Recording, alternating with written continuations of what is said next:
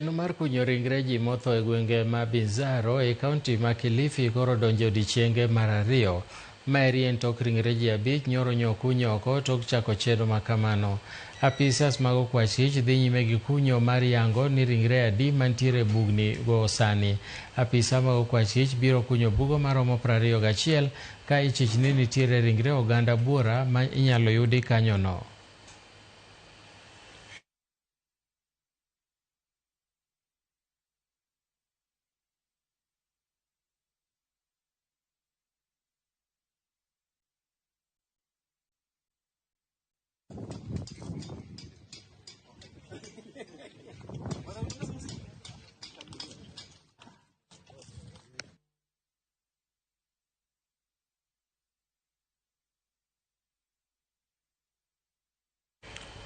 Jatend migawo mar arita Kipchumba Murkomen koro lero ni tim makoch matho oganda e gwenge ma kwa Binzaro mano e kaunti ma Kilifi pod ok oyangore ka en mar puonj magalagala mag dini mitudo gi jadolo Paul Mackenzie kata Oyo.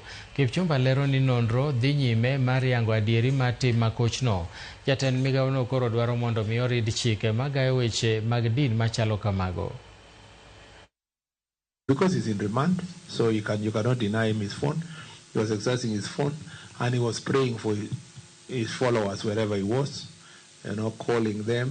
One incident was reported to be that he called and, is still calling and praying and indoctrinating them.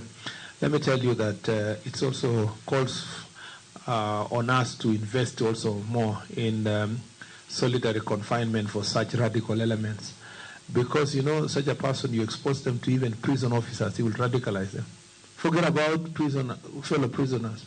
Religion is very complex. You may want to blame the DCI and everybody else, but the line is very blurred between when it turns out to be a cult, and not just a cult that leads to loss of life. And that is where we are working on. And they are taking advantage of Kilifi and the environment, these big